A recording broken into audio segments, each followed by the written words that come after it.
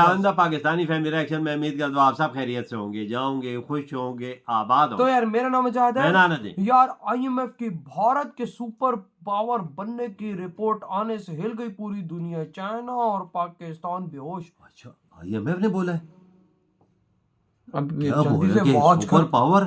ये तो जल्दी से वॉच करेंगे तभी पता है लगेगा ना? भाई। आईएमएफ तो नहीं बोलता कभी ये चीज। उल्टा आईएमएफ पाकिस्तान को बोलता है कि भाई लेट जाओ, और उधर भाई इंडिया को बोल रहे हैं सुपर पावर वॉच करते स्टार्ट। दोस्तों, भारतीय सरकार के द्वारा जो दावे किए जा रहे हैं कि भारत जल्द ही दुनिया की तीसरी सबसे बड़ी अर्थव्यवस्था बनेगा और 5 सालों में भारत दुनिया का तीसरा सबसे आर्थिक मजबूत देश होगा, लेकिन अब वह सपना जल्द ही साकार होता हुआ नजर आ रहा है। दरअसल आईएमएफ की नई रिपोर्ट आई है जिसमें कहा गया है कि भारत जापान को पीछे छोड़ते हुए जल्द ही दुनिया की चौथी सबसे बड़ी अर्थव्यवस्था बनने जा रहा है और ये मात्र 1 साल में ही देखने को मिल सकता है। क्या है ये पूरी खबर, इसको अंत तक जरूर देखिएगा, काफी इंटरेस्टिंग वीडियो ये होने वाली है। तो चलिए शुरू करते हैं इस वीडियो को। दरअसल दोस्तों, भारत की जीडीपी यानी कि भारत की इकोनॉमिक ग्रोथ को लेकर भारत सरकार के द्वारा कई बड़े दावे किए जा रहे हैं। भारत सरकार का कहना है कि अगले 5 सालों में भारत दुनिया की तीसरी सबसे बड़ी अर्थव्यवस्था होगा।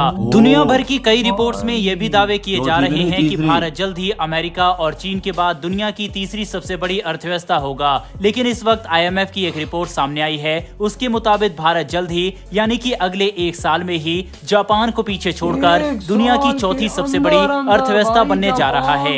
आईएमएफ ने अपनी रिपोर्ट में दावा किया है कि भारत जापान को पीछे छोड़कर 2023-24 के फाइनेंशियल ईयर में चौथी सबसे बड़ी अर्थव्यवस्था होगा, यानी कि भारत अमेरिका, चीन, जर्मनी के बाद दुनिया की सबसे बड़ी आर्थिक और मजबूती वाला देश बनने जा रहा है। आईएमएफ ने अपनी रिपोर्ट में दावा किया है कि साल 2025 तक भारत की जीडीपी 4.34 ट्रिलियन डॉलर की होगी और जापान की जीडीपी केवल 4.31 ट्रिलियन डॉलर की होगी। इसके पीछे दोस्तों कई कारण भी आईएमएफ के द्वारा बताए गए हैं, लेकिन सबसे पहले आपको आईएमएफ के बारे में बताते हैं। आईएमएफ यानी कि इंटरनेशनल मॉनेटरी फंड द्वारा दुनिया भर की जीडीपी और साथ ही दुनिया के देशों में बढ़ती अर्थव्यवस्था पर आंकड़े जारी किए जाते हैं। इसके ताजा फोरकास्ट में यही दावा किया गया है कि भारत की जीडीपी जापान की नॉमिनल जीडीपी से डॉलर के टर्म में काफी आगे होगी। भारत जल्द ही दुनिया की चौथी सबसे बड़ी अर्थव्यवस्था होगा। दरअसल दोस्तों, पहले रिपोर्ट में यह दावा किया गया था कि भारत साल 2030 तक जापान को जीडीपी के मामले में पछाड़ते हुए आगे निकलेगा, लेकिन अब आईएमएफ के ताजा रिपोर्ट के मुताबिक भारत 2025 तक ही जापान से आगे निकल जाएगा।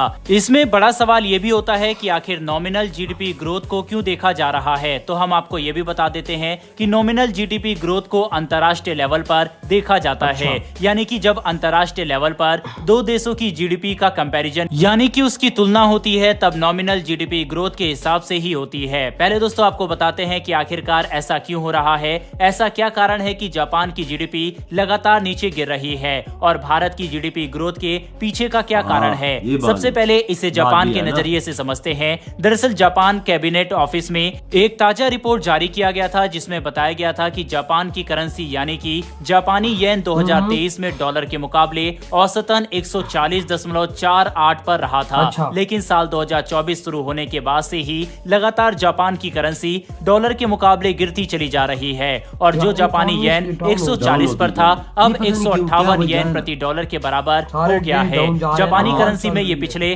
34 सालों में सबसे बड़ी गिरावट देखी गई है।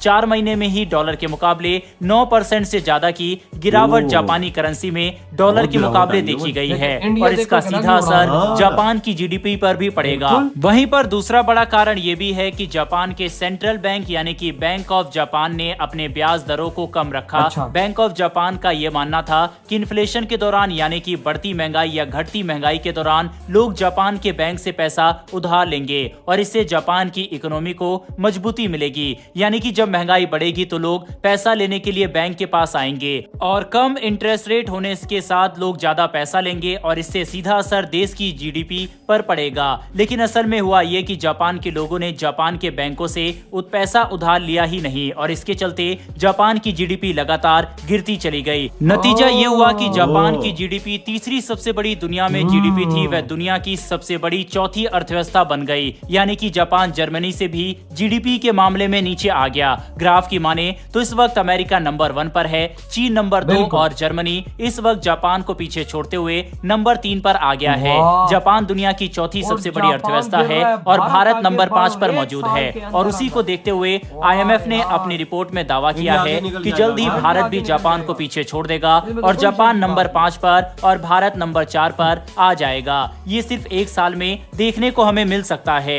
अब इसके दूसरे बड़े कारण की तरफ नजर डालें तो IMF ने दावा किया है कि भारत की GDP लगातार काफी तेजी से यार वही आगे तो बढ़ आज रही 9% है। की भारत स्पीड सरकार से के बढ़ द्वारा रही है। ही अनुमान साढ़े लगाया आठ। गया था कि 2023 में भारत की GDP 7.4% की दर से बढ़ेगी, लेकिन IMF ने अपनी रिपोर्ट में दावा किया है कि भारत की GDP यानी कि अर्थव्यवस्था 7.8% की दर से बढ़ने वाली है। और मतलब इसका थोड़ी सी बड़ा कम कारण हुई है है। भारत में जनसंख्या यार, लगातार elections बढ़ रही भी है हैं, और भी भारत में चीजें सब डोमेस्टिक डिमांड सब काफी कुछ ज्यादा होता है बढ़ ना, रही यार, है। थोड़ी बहुत इसके कमी चलते पेशी तो देश होती की रहती GDP है। पर भी हाँ, इसका चलता काफी रहता है। पॉजिटिव असर देखने को मिलेगा। वहीं पर इसके पीछे एक और बड़ा कारण IMF की तरफ से बताया गया है। हालांकि इसको काफी सारे लोग नहीं मानेंगे, लेकिन IMF की तरफ से बताया गया है कि पिछले 10 महीने में सबसे कम महंगाई दर्ज की गई है। हालांकि भारत में फूड इन्फ्लेशन काफी ज्यादा है, यानी कि खाने पीने की चीज काफी महंगी है, लेकिन ओवरऑल महंगाई भारत में काफी कम है। और यही कारण ये है बात तो कि है भारत यार। में डोमेस्टिक डिमांड काफी भारत ज्यादा में कोई बढ़ी महंगाई है। नहीं यार। इसके अलावा दुनिया मैं भर वही के बोल देश रहा था। और दुनिया भर की बड़ी कंपनियां दुनिया के भारत मुकाबले में में इंडिया निवेश फ्री करने है। के लिए हाँ। तैयार है।